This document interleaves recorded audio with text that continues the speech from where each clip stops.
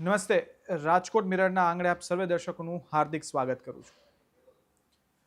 કહી શકાય કે સ્થાનિક સ્વરાજ્યની ચૂંટણીના આડે હવે ગણતરીના 2 જ દિવસ બાકી રહ્યા છે. શુક્રવાર સાંજે 6 વાગતા જ પ્રચાર પ્રસાર થંભી જશે. હાલ દરેક રાજકીય પક્ષ, પછી ભાજપ હોય, આમ આદમી પાર્ટી હોય કે કોંગ્રેસ હોય, પોતાની એડી ચોટીનું જોર લગાવીને પ્રચાર પ્રસારમાં વ્યસ્ત છે. ત્યારે આમ આદમી પાર્ટી વોર્ડ 4ના શિક્ષિત કહી શકાય ઉમેદવાર રાહુલ ભુવા તેના આપણી સાથે જોડાયા છે. રાહુલભાઈ, પહેલા તો આપનો ખૂબ ખૂબ આભાર. આપનો હૃદયપૂર્વક આભાર. રાહુલભાઈ, સર્વપ્રથમ સીધો જ પ્રશ્ન આપને એ કે આમ આદમી પાર્ટીનું વર્ચસ્વ ધીમે ધીમે વધી રહ્યું છે. સ્ટાર પ્રચારકો દરેક રાજકીય પાર્ટીઓમાં પોતાના ઉમેદવારો માટે આવતા હોય છે. અરવિંદ કેજરીવાલજી રાજકોટના આંગણે નથી આવ્યા. ખૂબ મોટી ચૂંટણી પણ માનવામાં આવે છે. શું કહેશો? અરવિંદજી અવારનવાર રાજકોટ આવેલા છે. આમની પહેલાં રાજકોટ આવેલા હતા, રાજકોટના સંગઠનને મળેલા છે અને રાજકોટની સમગ્ર ટીમ એમને મળી ચૂકી છે. અને વર્તમાન સમયમાં હમણાં થોડા દિવસો પહેલાં જ આમ આદમી પાર્ટીના ગોપાલભાઈ ઇટાલિયા બરાબર, એમણે પણ રાજકોટમાં જાહેર સભા કરી છે. તો રાજકોટના બધા મોટા નેતા ઈશુદાનભાઈ ગઢવી અમારા હમણાં 2 દિવસ રાજકોટના પ્રવાસી હતા. તો અવારનવાર કોઈ ચિંતા વગર રાજકોટના આંગણે બધા મોટા નેતાઓ આવી રહ્યા છે અને પ્રચાર કરી રહ્યા છે. સ્થાનિક સ્વરાજ્યની ચૂંટણી છે, અરવિંદજી નથી આવ્યા બરાબર, તો ક્યાં મોદીજી આવ્યા છે? જરૂર અહીંયા લોકલ લોકોના પ્રશ્ન કોણ સોલ્વ કરશે? અત્યારે અમે લોકલ લોકો છીએ, ત્યારે ગટરના પ્રશ્નો હોય, રોડના પ્રશ્નો હોય બરાબર, અમે લોકોને એમ કહીએ છીએ કે આ ચહેરા જુઓ, લોકલ ચહેરા, એના આધારે મત આપો. ભાજપવાળા આજે જુઓ તમે કે ભાઈ મોદીના નામે મત દો, મોદીના નામે મત દો કરે છે બરાબર. તો જે સ્થાનિક ઉમેદવારો છે એ ખૂબ મહત્ત્વનો રોલ ભજવતા હોય છે. સ્થાનિક કેન્ડિડેટ છે એ આ ચૂંટણીમાં મહત્ત્વનો પાર્ટ હોય છે. તો સ્થાનિક ચહેરાઓના આધારે આમ આદમી પાર્ટી ખૂબ મહેનત કરી રહી છે અને આજે અમારું ગુજરાતનું નેતૃત્વ રાત દિવસ મહેનત કરી અને લોકો માટે મત લોકોને મળી પણ રહ્યા છે અને લોકોને અપીલ પણ મતની કરી રહ્યા છે.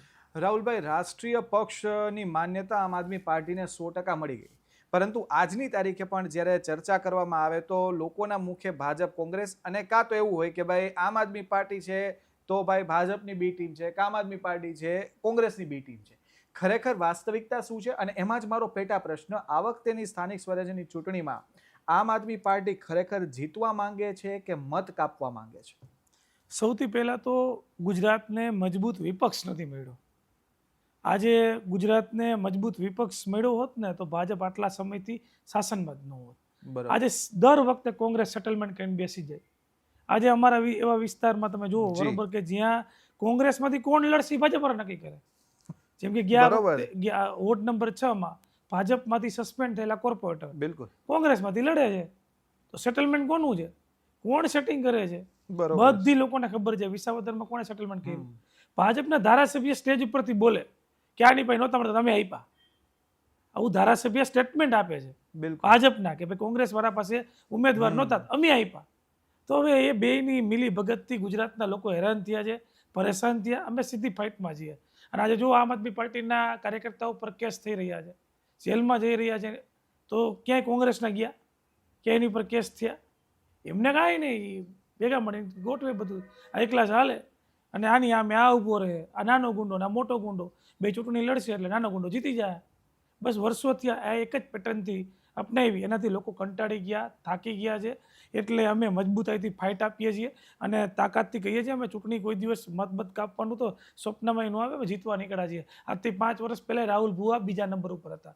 ક્યાંય કોંગ્રેસ નથી, રાજકોટમાં ક્યાંય કોંગ્રેસ નથી, ક્યાંય દેખાતી નથી. અને જ્યારે ચૂંટણી આવે ત્યારે આવી જાય તરત લડવા માટે, અને સામે ભાજપવાળા ક્યાંક તું આની સામે ઊભો રહી જાય એટલે એટલા મતમાં વાંધો ન આવે. બસ આ જ રીતે ચાલ્યું છે. અને વર્ષોથી આ કોંગ્રેસ અને ભાજપ ભેગા મળી એના નેતા એક સાથે બેસીને ચા પીવે છે અને સેટલમેન્ટ કરે છે.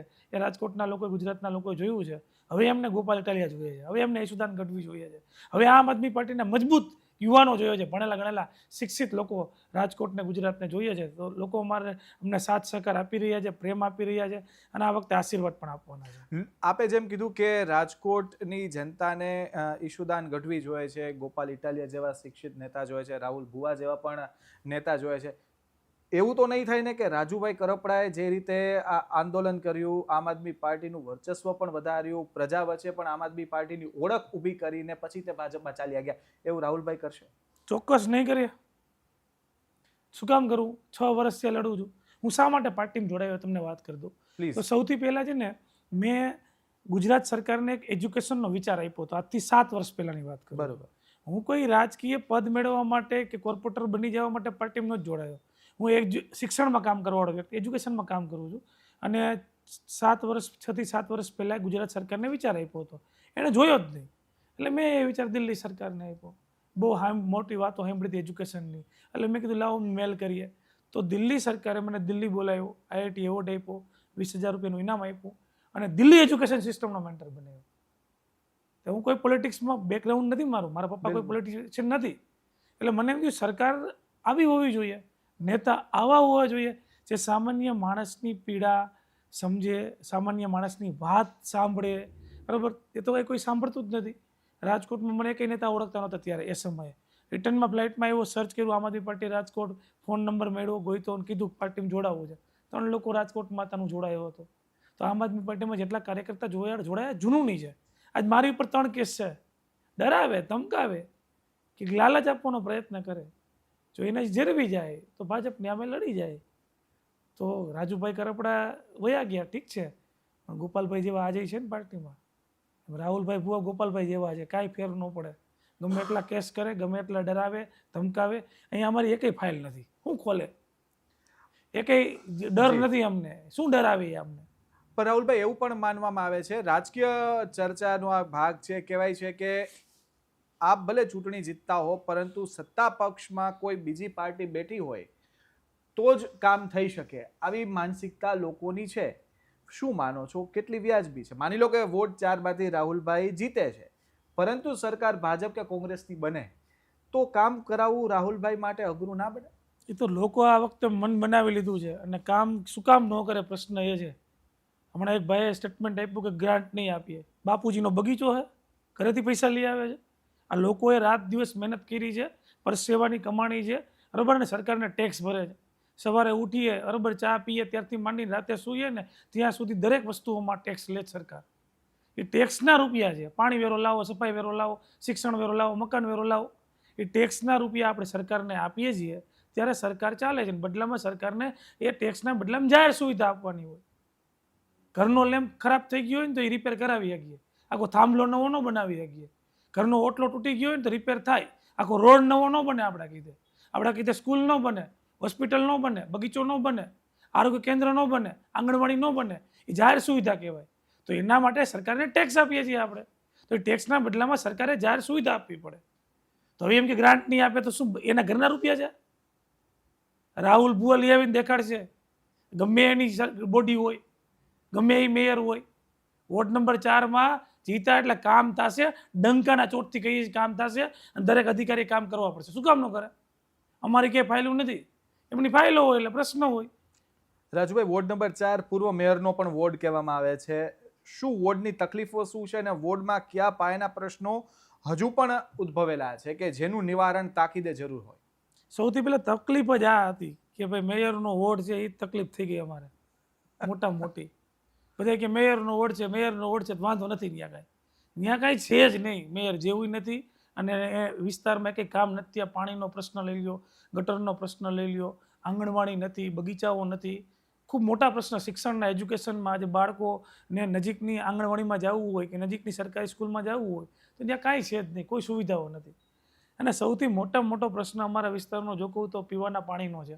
આજે લોકોને પીવાનું પાણી નથી મળતું. ત્યાં બીજી શું વાત કરવી? સામાન્ય સુવિધામાં પાણી આવે તો પાણી માટે લોકો વલખા મારી રહ્યા છે. ગંદુ પાણી આવે છે. 2:30 વાગે નળ આપે તો સૂવાનો સમય કે પાણી ભરવાનો સમય. પ્રશ્ન એટલા બધા છે કે વાત જવા દો. લોકોએ મન બનાવ્યું છે કે આ વખતે એક વખત 4 હાવાના ફેરવવાના થાય છે. રાહુલભાઈ જેવા ભણેલા ગણેલા શિક્ષિત લોકોને અમારી પેનલ તમે જુઓ, 4 વ્યક્તિ માસ્ટર ડિગ્રી કરેલી છે. હાર્દિકભાઈ M.Tech કરેલું છે, અવનીબેને MBA કરેલું છે, રિધિબેને M.Com કરેલું છે. હા, મેં 5 ભણેલા. એકલા મોકલ્યા હોય ને ઘરેથી કોર્પોરેશનની કચેરી મળે નહીં. એકલા ઘરેથી કોર્પોરેશનની RMCની ઓફિસે મોકલો ને તો મળે એમ નથી. એને અરે 2 જણા મોકલવા પડે. એવા લોકો અધિકારી અમને એમ કહે છે કે આને સાઇન કરવાનું કહીને તો બીજાને ખામ સાઇન કરી નાખે છે. એને નામ વાંચતા નથી આવડતું. તો લોકો એને મત આપીને એ કરશે હું. એની પાસે કોઈ વિઝન નથી, શું કામ કરવું જોઈએ એવી સ્પષ્ટીકરણ નથી. એટલે લોકોને બધી ખબર પડી ગઈ છે કે ભાઈ એક વખત આમાં પણ ભણેલા ગણેલા શિક્ષિત લોકોની જરૂરિયાત છે અને લોકો આ વખતે મત આપવા તૈયાર છે. રાહુલભાઈ, આ વખતે મેનિફેસ્ટો મતદાનના ખાલી 3 કે 4 દિવસ પહેલા જ આમ આદમી પાર્ટીએ જાહેર કર્યો. લેટ કરવા પાછળનું શું કારણ? કારણ કે મેનિફેસ્ટો જો પહેલા આપી દીધો હોત, પ્રજા વચ્ચે પહેલા મુદ્દા આપી દીધા હોત તો પ્રચારમાં ક્યાંક સરળતા રહેત. શું માનો છો? અમે બધું વિચારીને કરીએ છીએ, બરોબર? એવું નહીં કે આટલું કરી નાખશું, આમ કરી નાખશું, તેમ કરી નાખશું. પણ ભાજપ, કોંગ્રેસ અને આમ આદમી પાર્ટીના મેનિફેસ્ટો મોસ્ટલી સેમ જ છે.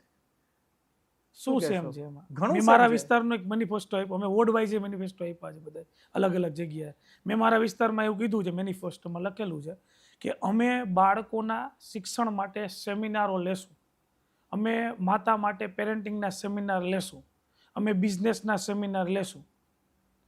રાજકોટમાં ભાજપના કયા મેનિફેસ્ટોમાં લખેલું છે કે અમે એજ્યુકેશનના સેમિનાર દ્વારા કામ કરીશું? ડિજિટલ લાઇબ્રેરી બનશે, એ આપણા લાઇબ્રેરી બની manifestoમાં જશે. છે. સાંભળો, લાઇબ્રેરી બની જશે. ટ્રાન્સપોર્ટેશનમાં સિટી બસો સરળતાથી મળશે, સિનિયર સિટીઝન માટે જે ટિકિટના જે દર છે એ નિઃશુલ્ક કરી દેવાશે, રક્ષાબંધન ફ્રી આપી દેવું. હા, વેરો જે છે એ આ બધું કોમન છે. નહીં, પ્રજા સાંભળો, શું ઈ છે? ખાલી લાઇબ્રેરી બનાવવાથી થોડું બાળક ત્યાં વાંચવા બેસવાનો છે. એને મોટિવેશન તો આપવું પડશે ને કે ભાઈ હવે મોબાઈલ મૂકી અને પુસ્તકમાં શા માટે લાગવું જોઈએ. એવું કહેવા વાળો તો હોવો જોઈએ ને. કોર્પોરેટર 8 ભણેલો 5 ભણેલો એની પાસે નથી કોઈ વિઝન, એ શું બાળકોને સમજાવશે કે લાઇબ્રેરીમાં જઈને શું કરાય? પણ રાહુલભાઈ, છતાં એ લોકો જ ચૂંટાય છે. ભાઈ નહીં પ્રશ્ન બને ઈ ને, છે. એ હવે નહીં બને. હવે નહીં થાય એવું. હવે આમ આદમી પાર્ટી આવી ગઈ છે, અત્યાર સુધી સેટલમેન્ટમાં હાલતા એટલે છૂટા થતા. આમ આદમી પાર્ટીમાં રાહુલ ભુવાને લોકો ઓળખે છે, અન્ય કોઈ ચહેરાને ઓળખતું નતું. એ સૌથી મોટી ચેલેન્જ નથી પાર્ટી માટે? પણ ચહેરા નાના છે. હજી આજે કહું છું, પાર્ટી નાની છે અમારી, બે પાર્ટી કરતા. ચહેરા નાના છે પણ સાચા ચહેરા છે, ઈમાનદાર છે. ઓકે, એમને કઈ કરવાની દાન જ છે. જીતવાની ટકાવારી કેટલી, જીતવાના ચાન્સીસ કેટલા, એ પણ મહત્વનું છે ને, કારણ કે ચૂંટણી લડીએ છીએ. 28 તારીખે જોજો રિઝલ્ટ રાજકોટનું. ગયા વખતે આજથી 5 વર્ષ પહેલા જોવો ને, રાજકોટના 6 વોર્ડમાં આમ આદમી પાર્ટી બીજા નંબર ઉપર હતી. આ લોકો એમ કહેતા અપક્ષ છે, ત્રીજો પક્ષ ન હાલે, અને અમે ત્યારે એટલા મજબૂત હતા નહીં, છતાંય લડ્યા હતા અને 6 વોર્ડમાં આમ આદમી પાર્ટી કોંગ્રેસ કરતા આગળ હતી. બરોબર, આ વાસ્તવિકતા છે, રિઝલ્ટ છે. મારા વોર્ડમાં 9,855 લોકોએ મત મને આપ્યા હતા. તો 9,855 મત કેમ થાય? 50 મત ન મળે. જો અમે ખોટા માણસો હોય, ખરાબ માણસો હોય તો ન દે લોકો મત. તો સ્વાભાવિક વસ્તુ છે કે લોકોએ અમારો 5 વર્ષનો સંઘર્ષ જોયો છે. આ કદાચ ન ઓળખતા હોય અમારા ચહેરાને, નામથી પરિચિત ન હોય, પણ એટલી તો બધાને ખબર છે કે સાચા માણસો છે, ઈમાનદાર માણસો છે, કાંઈક આપણા માટે પરસેવો પડે ને એવા વ્યક્તિ છે, એક ફોન કરશું તો આવી જાય એવા માણસો છે, એટલે તક આપવાના છે. રાહુલભાઈ, તમે જ કીધું એ વાત આપણા વડવાઓ કહે છે કે સાચા માણસો એને સહન વધુ કરવું પડે.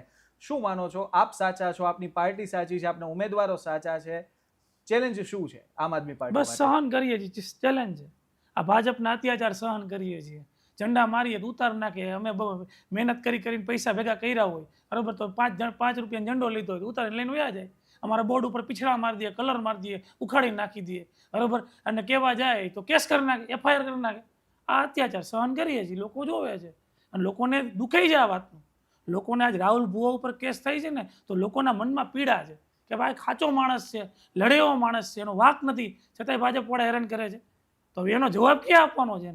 એનો જવાબ ભાજપ વાળાને બાંધીને નથી આપવાનો. એનો જવાબ EVMમાં જઈ હાવાણાના બટન દબાવી આપવાનો છે, અને લોકો આ વખતે આપવાના છે. હવે આઈસ્ક્રીમ ખવડાવે છે, ચાપડીને શાક ને બધું હલાવે છે, રોજ આવો જમવા સભામાં, 50 માણસ નથી થતા. આઈસ્ક્રીમની ડબ્બી એમને પડી રહી છે, ઓગળી જાય છે. અને અમારા જુઓ તમે સભામાં, મારી 65 સભા મેં સોસાયટીની કરી છે. બધી જગ્યાએ 200, 300 લોકો સોસાયટીમાં હાજર હતા. ઘર બંધ કરીને આવે.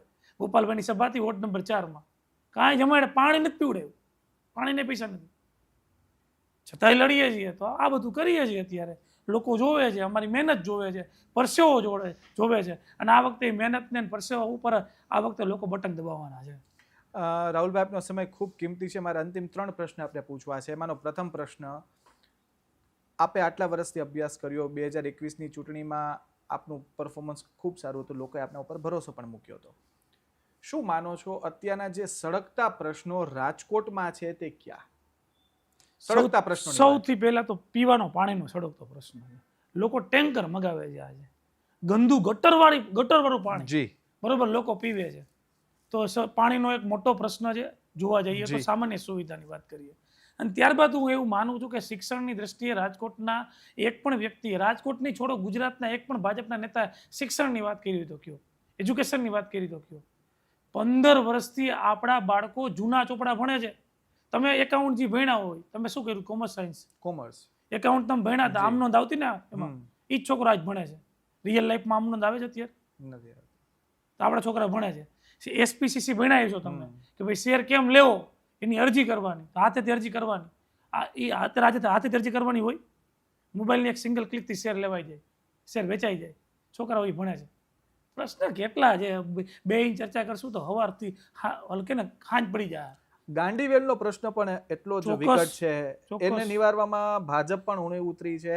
શું માનો છો, આમ આદમી પાર્ટીથી જો જો આમાં- ચૂંટાય તો એ પ્રશ્નનું નિવારણ શક્ય બનશે ખરા? આમાં કેવું હોય ખબર છે, આ બધું કમિશન ઉપર બધું હાલતું હોય, કોન્ટ્રાક્ટર ઉપર બધું હાલતું હોય. જે પણ પ્રશ્ન હોય, રોડનો હોય, ગટરનો હોય, ગાંડીવેલનો હોય, મચ્છરનો હોય, હવે જો એ એક હારે બધું કરી નાખે, એક હારે સાફ ન થાય, બધું ઉડાડી નાખ્યું, ગરીબોના મકાન તો એક હારે સાફ કરી નાખ્યા તમે, તો ગાંડીવેલ ન ઉડાડીએ કાંઈ? ઉડાડવી નથી એને ખબર છે આ પ્રશ્ન થોડોક જીવતો રહે ને તો બધું ગોઠવા. એટલે પ્રશ્ન ઘણા બધા છે, સમસ્યાઓ ઘણી બધી છે. અમારા વિસ્તારમાં મચ્છરનો કેવડો ત્રાસ, લોકો 7 વાગ્યા પછી બહાર નથી નીકળી શકતા. પણ કરવાની દાનત તો હોવી જોઈએ ને. જો એક હારે કરી નાખે તો શું થાય? તો પછી એના કોન્ટ્રાક્ટ હાલતા હોય બંધ થઈ જાય, એના કમિશન હાલતા હોય બંધ થઈ જાય. એક હારે આખા રોડના બધા કામ કરી નાખે, એક હારે બધી ગટર નાખી દઈએ, એક હારે બધી સુવિધા આપી દઈએ. આ તો પેલા રોડ બનાવે, પછી કે હવે ગટર રહી ગઈ હતી, ગટર ફરી ખોદે, વળી પાછો રોડ બનાવે, વળી કે હવે આમાં લાઈન બીજી ઓલા વાયરની રહી ગઈ, વળી પાછો ખોદે. એ બધું હાલ્યા રાખે. આમાં એમાં અધિકારીના કમિશન, નેતાના કમિશન, કોન્ટ્રાક્ટરના કમિશન ટકાવારી મુજબ હાલતું હોય. 10% માંડી અને 0.50% સુધી હાલતું હોય. 2%, 1%, 1.5%, 2%, આમ બધું વ્યવસ્થિત સેટ કરેલું હોય. 3600 કરોડનું બજેટ છે. જી 3600 કરોડ તમને આપું ને તો તમે રાજકોટ હોણાનું બનાવી દઈએ 3600 કરોડમાં. સ્કૂલ બનાવી 5 કરોડ જોઈએ એક વોર્ડમાં, 18 વોર્ડમાં બનાવી 18 × 5 = 90 કરોડ. ન બને? બરાબર. 18 વોર્ડમાં આંગણવાડી બને, ન બને? બધુંય બને એમ છે. પણ હવે આ કામ થયું હોય 10 લાખનું અને વટાવ્યા હોય 1 કરોડ રૂપિયા, એટલે ન થાય. એ જ મોટો પ્રશ્ન છે. અને એમાં બધા એનું સેટલમેન્ટ જ હાલે. અને તમે કોઈ પૂછો એટલે કે ગમે એ નેતાને કહ્યું આમ જ હાલે, એ કહે આમ જ હલાવવાનું હોય. એટલે આ બાપુજીની પેઢી સમજીને બેઠા છે. લોકોના પૈસા આજે અમારા વિસ્તારમાં બહેનો રાતે 12 વાગ્યા સુધી ઇમિટેશનનું કામ કરે છે. આ ડોક રહી જાય અહીંથી દુખવા માંડે, હાથ છોલાઈ ગયા હોય, હાથ પડે ને ત્યારે 100-150 રૂપિયા માંડ મળતા હોય.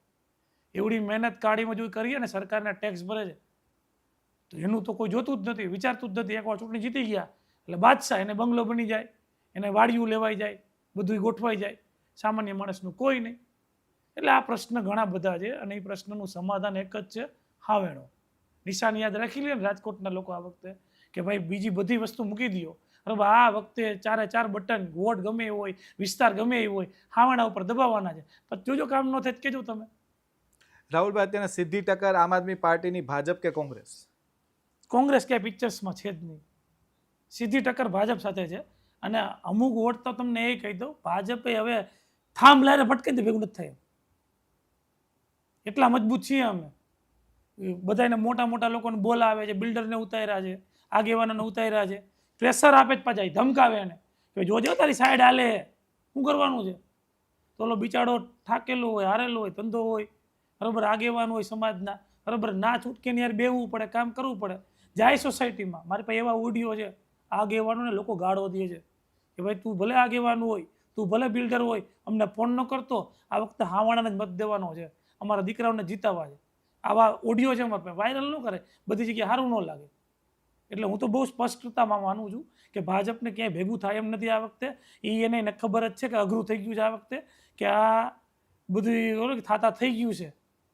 ફોર્મ રદ કરાવવામાં હતા, ફોર્મ પાછા ખેંચાવવામાં હતા, પણ અમે ત્યારે લડ્યા, ત્યારે ધ્યાન રાખ્યું છે, રાતો જાગ્યા છે, એકેય ફોર્મમાં ભૂલ નથી રહેવા દીધી અને ધ્યાન રાખીને ચૂંટણી લડાવીએ છીએ. હવે એને ચક્કર આવી ગયું. તોય વોર્ડ નંબર 2 માં એક ફોર્મ તો રદ થયું. એટલે કરે ને, એમ તો ભાઈ હજી આમાં નાની પાર્ટી છે, 10,000 લોકો ઉમેદવાર, અમે 6,000 જ રાખ્યા છે.